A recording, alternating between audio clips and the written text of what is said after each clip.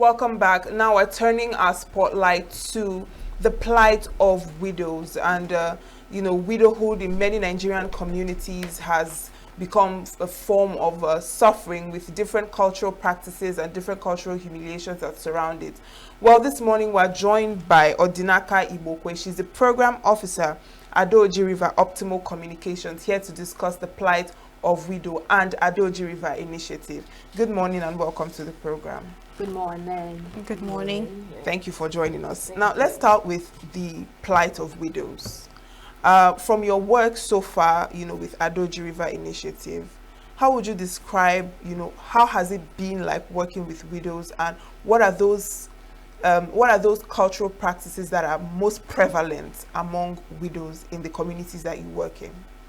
Yeah, actually, we work in two local governments that work in Adaojiriver local government and in Kano East local government.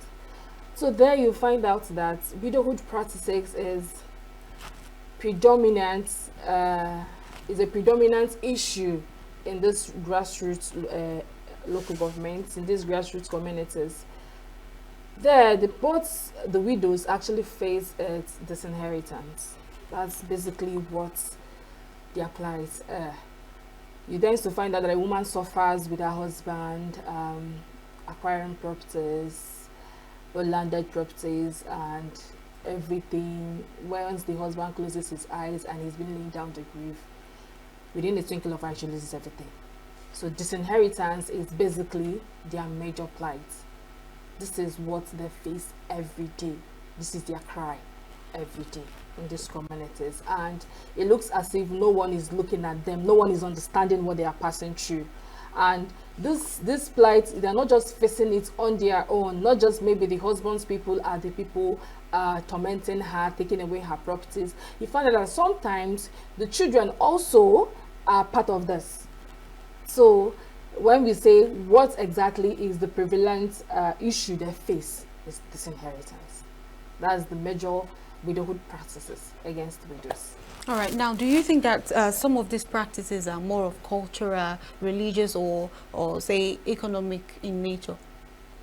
Well, it's more of cultural. It's more of cultural from what we found out, because there are actually norms, there are traditions that will say that these women don't need to, because they don't have a male child. That's just one of the most important aspects. If they don't have a male child, they don't have any rights to their husband's properties. So it now trying to tell us that we the women, we are nothing actually. So it's a problem they are facing. So it's basically cultural. As much as the sole perpetrators of this are we women also. As much as the sole perpetrators are we women. So what they face, it's cultural. It's the social aspect is there. The religious is minimal, or you can say there is no religious aspect. What they face is cultural aspect. But you've said it, what they usually face is majorly disinheritance. But what about other practices? Are there some other ones that, apart from this inheritance issue, are there other ones that people don't really know about that are still happening in these local governments? Is there anyone that, apart from disinheritance, because I know that you've mentioned disinheritance is a major one, are there others?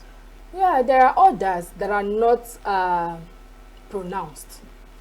Yeah. For example, there are some communities where you tend to find out that a woman who loses her husband will be forced to marry the husband's brother.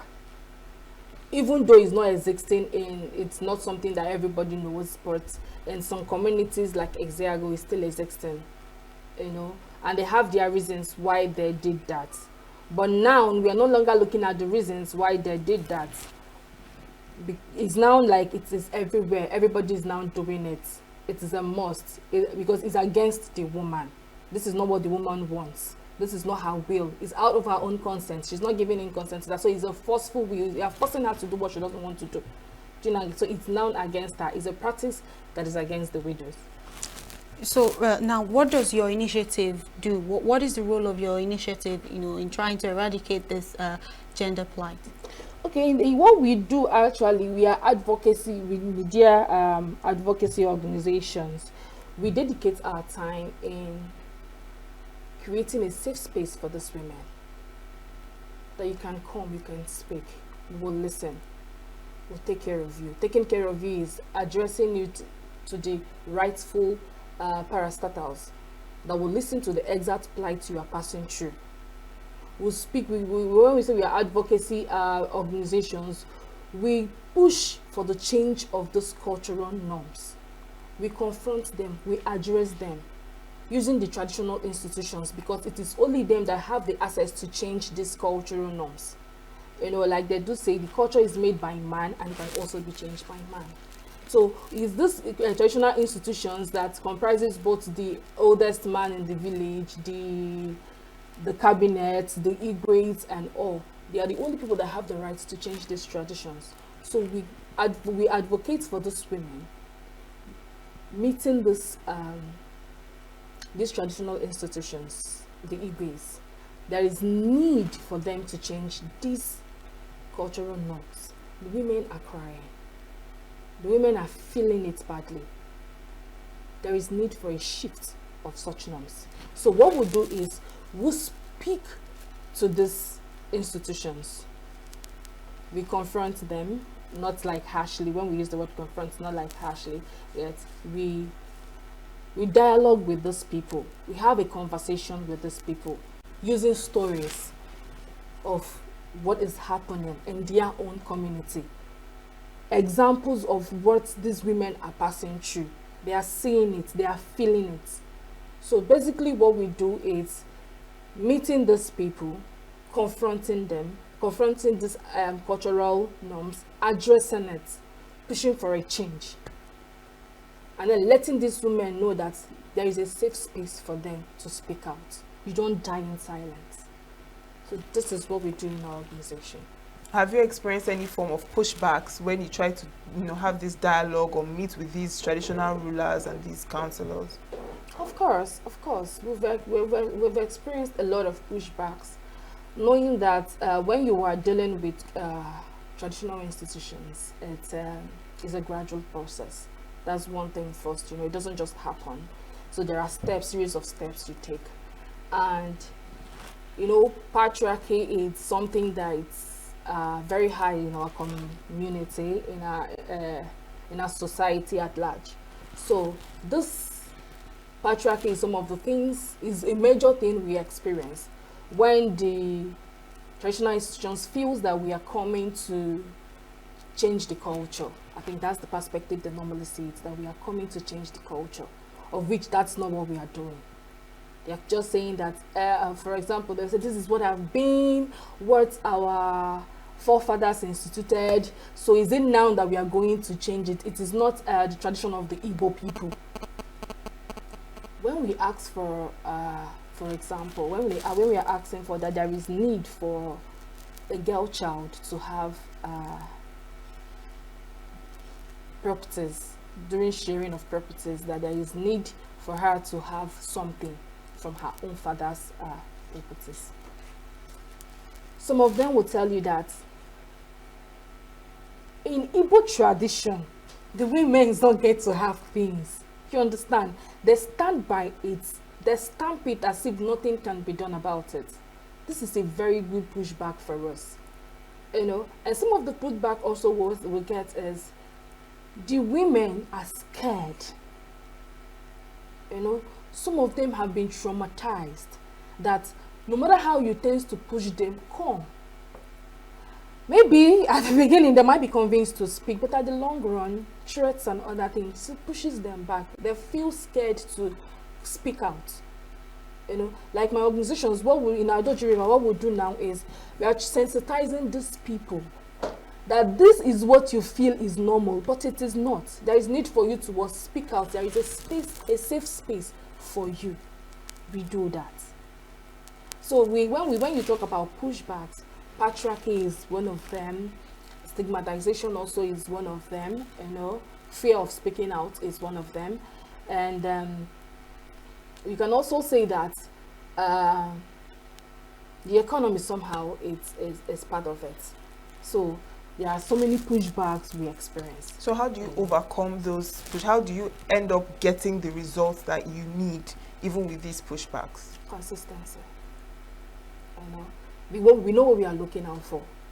So we are consistent in it. Consistent advocacy, consistent sensitization, consistent and awareness.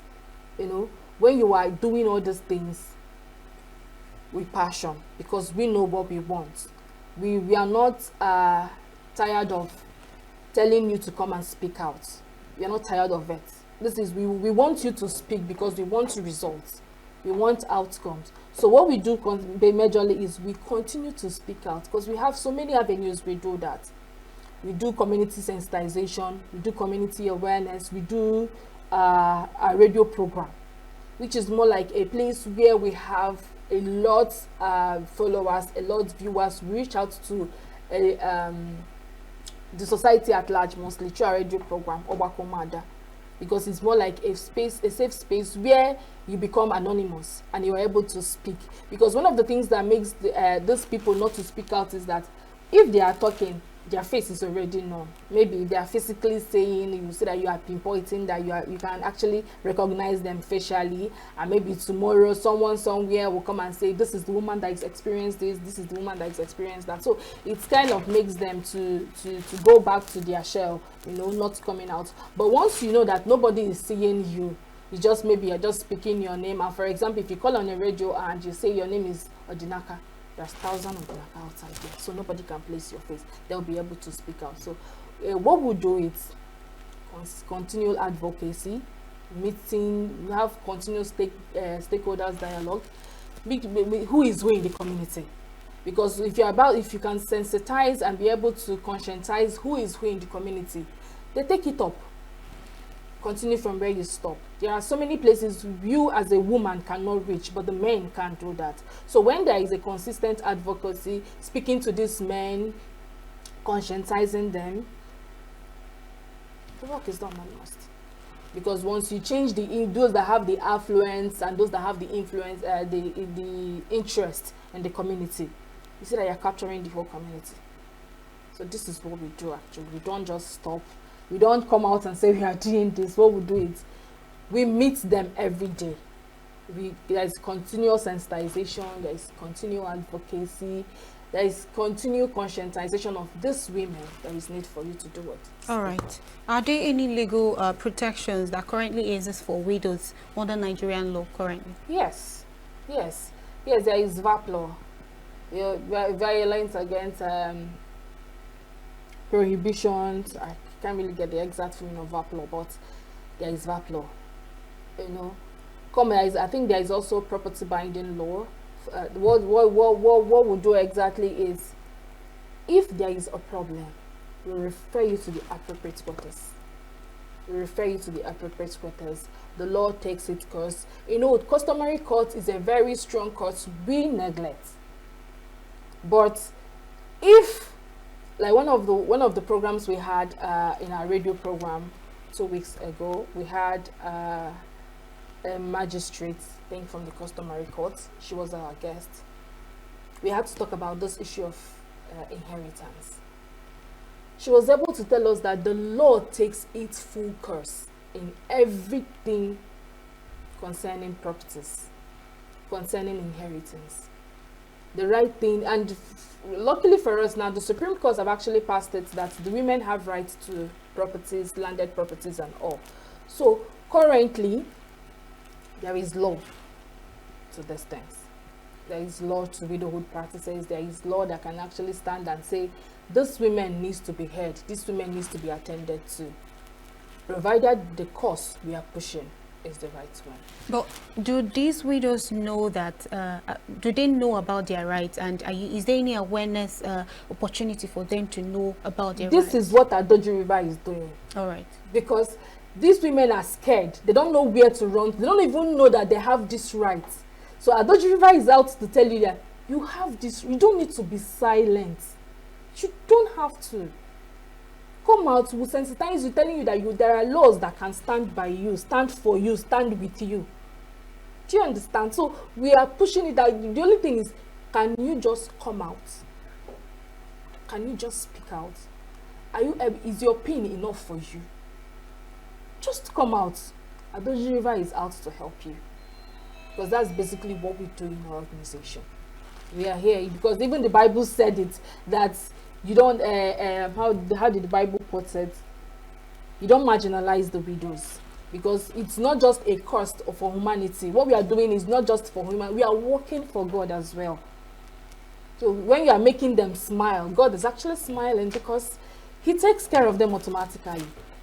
Right. So I understand that Adaojiriver has an event coming up. Yes. So tell us about that. Oh, it's the event, we call it OWAT 65. That's Office of West Africa Ford Foundation, because they are actually our sponsor right now. They are celebrating their implementation in West Africa for over 65 years. So Adaojiriver is implementing a one-day stakeholder dialogue and screening of documentary.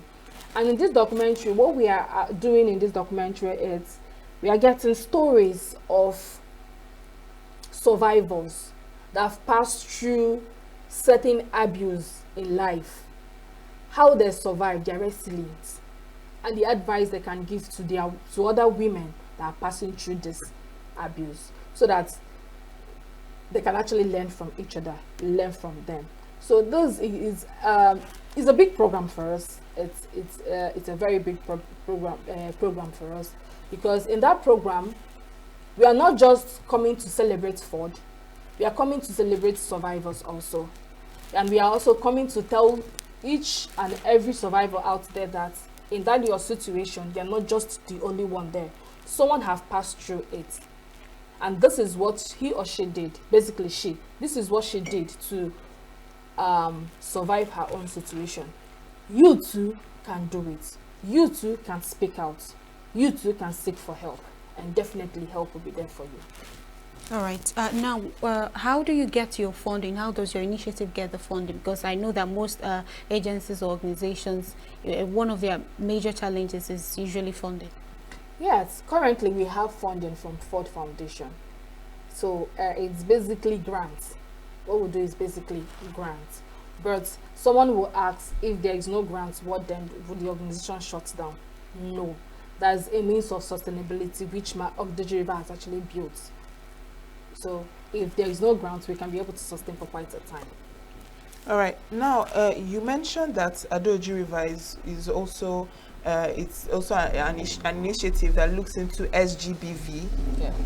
So apart from the plight of widows and their issues with inheritance and all these other things, what can you tell us also about the cases you've handled SGBV apart from widows, other things you do around gender and gender-based issues? Violence. When we talk about gender-based violence, it's a very broad statement, a very broad sentence. It's comprised of both domestic violence, both sexual violence, and when you talk domestic violence, there is also sexual violence, sexual abuse in it.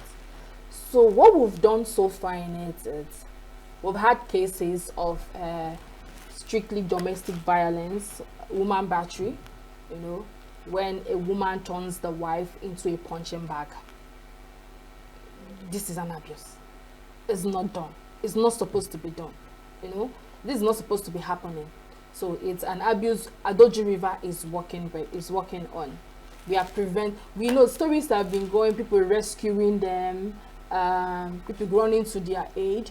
But what Adaojiriver is into right now is we don't want it to happen again. We are preventing it. That's the cause we are into. We are preventing all these things. So we don't want a woman to be beaten. That she'll be rushed to the hospital, her husband beat her, she'll be rushed to seek for legal aid and all that. Let it not happen again. That's the cause Adaojiriver is pushing. Now, apart from the men that that perpetrate these things, because you made mention of when you want to break through to these traditions, you first of all meet the men that are at the top, and then they can influence the rest. But we also have cases of women who are the ones that are reinforcing these harmful practices. How do you handle such women? You know, when I was talking, I said that most of this, when I was speaking about widowhood practice, I said most of these acts are being perpetrated by women. I said it earlier. So these women that are perpetrators are because they don't even know what they are doing, if you should ask me. They don't even know what they are doing. Because the men sit, they make the law, you know, let's make it abiding, let's stamp it, and then the women carries it out. Oh yes, member. More like. So what we do is to sensitize these women as well. This is wrong. Can you put yourself in this woman's shoe? You know, there's one thing we forgot, that in life generally, that I'm a widow today doesn't mean that you will not be a widow tomorrow. That's another thing we forget. So most women forget. So the fact that they are perpetuating this act, Adaojiriver thinks to bring it to their own mind that this is wrong. You're not supposed to be perpetuating, be a perpetrator of this act. So we continue bringing them to be aware that the law is against this, the land is against this, even God himself is against this. So we sensitize these women, detailing it to them, the effects of the act they are carrying out. Are they receptive of it? Yes, that's one thing I can tell you. Yes, they are. Currently, we are having more like a breakthrough, if I could say that, in Mblowo community, where the women are already saying that this is what they are passing through. This is how it's being done. And we have few foot soldiers in that community. So our foot soldiers are women. All of them, 10 of them are women. So they are now carrying it on their shoulders, that this is our movement, more like they are the Adaojiriver in Mblowo community. I'm using it as a case study. That they are now the Adaojiriver in the Mblowo community. So they carry these teachings, this knowledge that gender-based violence is wrong. They are carrying it that abuse is wrong. Like some norms, cultural norms that are against women in Mblowo community. It is these women that are now carrying it. They are now preaching the gospel everywhere. So mostly if you come into Mblowo community, what you just be hearing basically is just Adaojiriver. Because they are now aware. Like more like their eyes are now open. So they can now see. They are now feeling it. Sometimes when you speak, because our mode of communication to them is their dialect, that we use the local dialect, the Igbo language. So when you speak to them, you get to understand that, because that's the only language they can express themselves very well in. So that you get to understand that these women are actually suffering. They are doing it out of ignorance. They are not aware of it now. So they are very much receptive. In fact, they have seen the light. If we just say like that, they have seen the light. All right. Now, finally, before we go to some of the widows or people who have actually experienced this gender-based violence, what is your word to them? Say that you are tired. Speak out. Source for help. Seek for it. Tell your neighbor. You know, aside the fact that we always say, tell your neighbor, we also speak to the neighbor. Don't let your tongue kill your neighbor that comes to tell you about her plight. Because some of us, we know that I might come to tell you that this is what I'm passing through. You use it and instigate people against me. You use it and start telling the world, and the world will not know my story, you know. And that's one of the reasons why these women resent themselves from speaking out. You know, they don't like coming out. This is one of their reasons. So what I'll tell the widows is, seek the appropriate quarters. Look for them. They are everywhere. Adaojiriver is there. There are other CSOs around. The government, the Ministry of Gender, Children, Gender, Social and Social Development, they are also there. They are available. Seek help at the appropriate quarters. All right. A very big thank you to you, Odinaka Lillian Ibokwe. Thank you for joining us in the studio this morning on that topic, the plight of widows in Nigeria. And now we will go on a short break. When we return, Signature Morning continues.